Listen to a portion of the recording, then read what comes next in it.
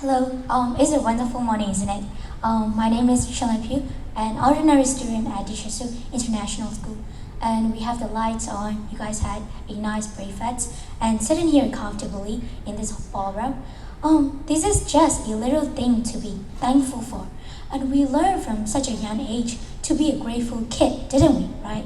To begin with, have you guys ever heard of stories telling us how to be satisfied with everything we have? And complaints are never a good thing.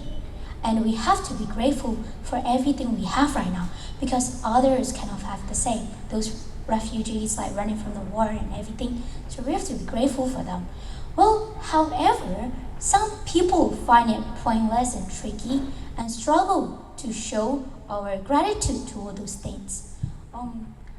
Do you guys ever feel like, I cannot be positive every time in this difficult moment and it's so exhausting. Yet, I cannot go anywhere with this attitude as well. Yet, keep complaining. Well, I once was a victim of this. So I'd like to share my perspectives and other people's interesting stories on accepting bads and striking for satisfaction.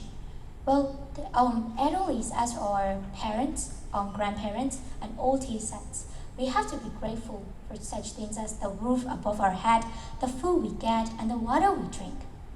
That's acceptance. Acceptance leads to the truth and the reality, and lets go of the resistance to a situation. While satisfaction, it's rather a feeling of a fulfillment. Imagine if you're satisfied in a position, a place, you would rather forget all the problems there, right? And then try to continue in that place without moving forward, without any improvement at all. You will stuck in that place for longer than you expected. Well, there can be good days, bad days, delightful days, stressful days, normal days, at different kinds. We have to accept our bad days as well, if we like our good days, right? Well, that's acceptance. While for satisfaction, instead of seeking out when we have bad days and instead of accepting them, they would rather turn every day into the same old good day. Basically being over optimistic and neglecting why it is bad, the downsides of the bad days, a particular event.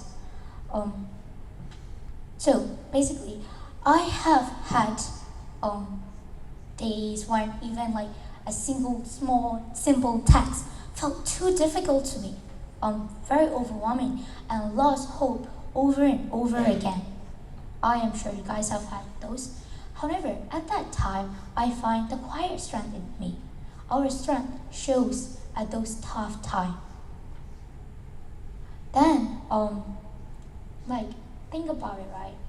When you ever feel down, and then there are always little sunshines motivating you, your parents, your family, your friends, whoever it is.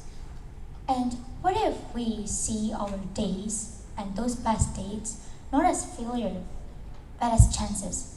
Chances to know ourselves better, chances to improve, chances to be patient, and to show kindness to those people who are struggling as well. Also, can we also change our view and then see it as the growth to a part instead of obstacles to our happiness? Well, that's another way, right? So basically, if those bad days help us understand the value of good days. If you're having good days every single day, for example, if you're eating a chicken curry every single day, you won't understand the value and the tastiness of it because you're eating it every day. You're getting the luxuriness of it every single day. However, one day your mom gets sick or it's okay to cook anything for you and you eat egg a day. You'll feel oh yeah, that I eat the chicken every day and now I had to eat this, just rice and an egg. It's not a luxury anymore. So you get to understand the value of the chicken and importance of your mom. So that's the way.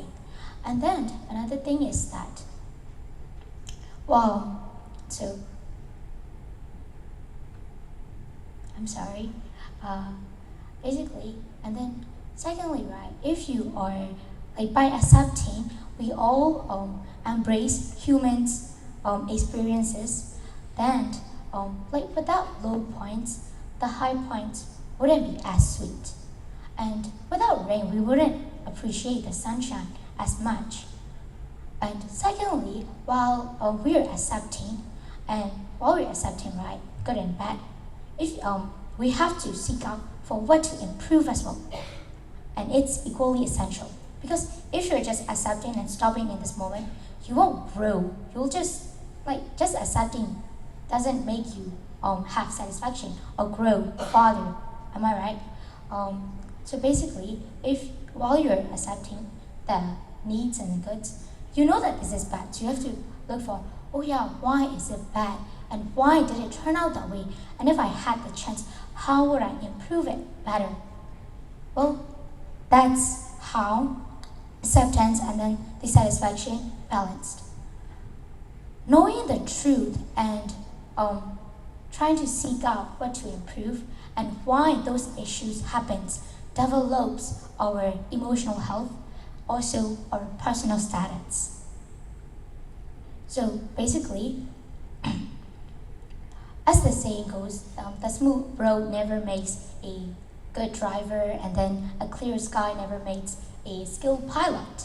Then a smooth sea never makes a good sailor, and a problem-free life will never build a strong person.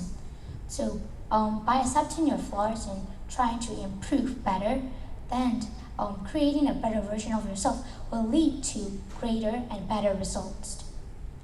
And acceptance is not a sign of weakness. It's rather an acknowledgement. So it takes our strength to confront the struggles, to embrace the reality that our life is a mixture of both ups and downs. So this is my speech for today, and I hope you will be benefited from this speech. And it's a very honorable thing to be here. And thanks for your time.